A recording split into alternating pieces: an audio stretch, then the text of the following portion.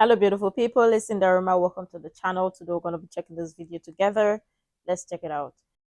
Hello. So from your talk, I gathered that a big problem you have is the government representing the will of the people, and you believe it should do a better job at that, correct?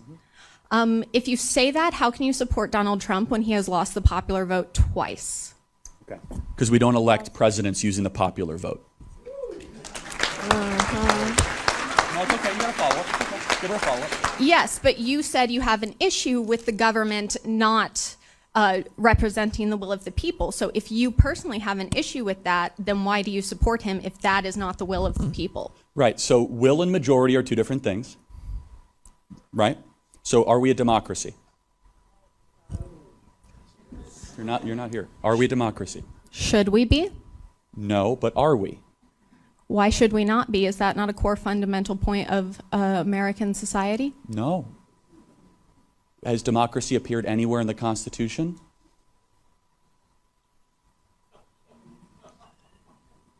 I mean, that is genuinely a valid point. However, your point of the government should represent the people, why is it that democracy is not in the Constitution, or why is it that you believe that the will of the majority is not as important as the will of the minority if your issue specifically is the government should represent the people better? Good question. So we believe in the Electoral College. Why? Because Kansas deserves a voice. Because Missouri deserves a voice. And it's the most important way I could distill it is the union we have is the states created it, the federal government didn't create it. So the kind of price of admission is every state gets 2 senators, congressmen based on population, and then electoral votes based on that population. So you kind of get a mix of both. And it's also this tension. And I would ask the question, if we abolished the Electoral College, do you think that the needs, wants, and interests of Missouri, Kansas, Iowa, North, South Dakota, Montana would be taken as seriously as New York and California? That would be my question to you. Do you believe that some citizens are more valuable than others? Because in our current system, some people's votes hold more sway than others, because people in like Wyoming who have smaller populations have more say than places like here in Missouri and Kansas. Why is this acceptable if it's, again, your issue is the will of the people? Because we're not a democracy. So a democracy is simple majoritarianism. Yes. So let me give you an example. In a democracy, by up or down vote, you could say, I want to enslave black people. A constitutional republic says, no, you're going to have to go through a process to do that. So let me ask you a question. Do you think the majority of the will of the people could ever be wrong? Yes. Okay. So Absolutely. Because, I mean, sometimes I have to be honest, the American Constitution and the election sometimes might be confusing, especially if you don't pay close attention and you've not studied it. The election sometimes can be confusing, because initially when I first started following the election, because I started following the election way back in 2016, I got a bit confused and somebody had to explain it to me, because I actually thought it was majority the vote and by the will of the people and all of that. Like I actually thought America was a democracy up until I started reading, and America is democracy, has democracy laws and all of that in terms of the election. And I had to read up to and paid close attention. Then I learned and discovered something new. But obviously, I don't think lots of people don't pay close attention to that, because sometimes it still gets a bit confusing to lots of people. And what do you think? the founding fathers knew it could almost assuredly be wrong, right? So the system of a republic versus a democracy is it has to be slow and arduous and intentional, because it has a preference on liberty, right, not on free stuff. And so over a period of time, how do you best protect liberty? Well, you got to spread over all the representation over space and time, right? So you do it over a lot of states, a lot of square miles, a lot of acreage, and it takes a lot of time to take over the federal government, right? You have to win an election, and then an election, and election. It's not impossible. We eradicated slavery. We gave women the right to vote. So it's possible to get change done. But the Yes. founding fathers were less concerned about getting progress done really quickly, and they were more concerned with the government doing bad stuff too quickly. Does that make sense? But that is not what you said. You said that your specific problem is the government does not do the will of the people. Why is it that your will and what you want is more important than that of the majority? Well, it's not my will, it's the framers and the system we have. But to answer your question, I believe the best way to determine the will of the people is through states' rights and states' directives. If Kansas wants to say, hey, we can have decentralized gun laws or school choice, God bless Kansas. And so the question is not, it's national will also versus state will, right? So we have to recognize that the values of someone in Kansas, in Manhattan, Kansas, is a lot different than the values of someone in Manhattan, New York. It's a lot different.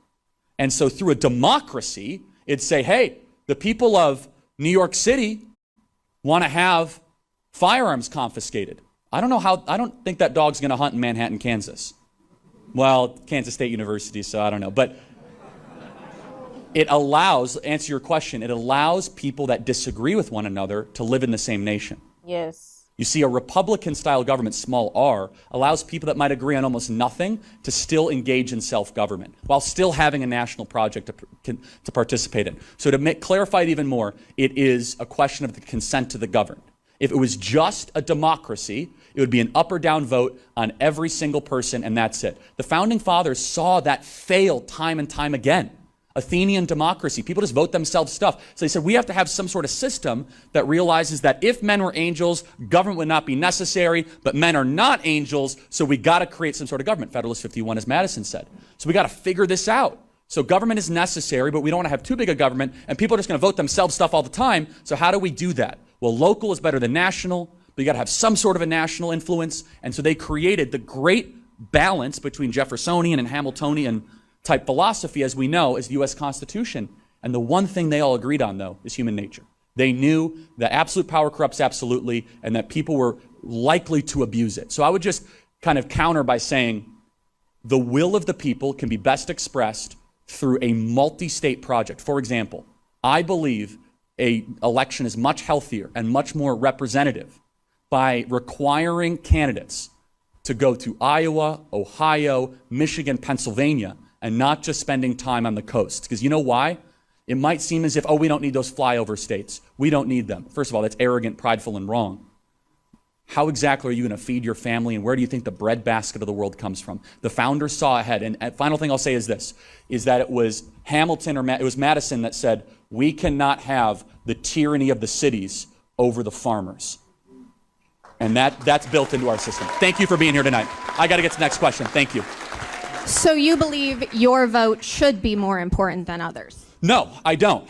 In fact, if you want, first of all, the way you do senators is egalitarian. The way you do Congress people is representative population. And let me just reinforce this, which again, California still has more electoral votes than Kansas. So there is a precedent, there is a weight on population. It's just done in the context of that every state gets a voice.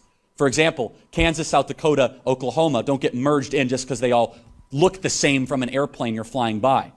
It's a state with states' rights, its own government, its own constitution. So to push back, it's not as if population means nothing, is that population is factored in to a national project. And I'll just say one final thing on states. You go through COVID, Europe, they had one decree, every part of Germany, Belgium, France did the same thing.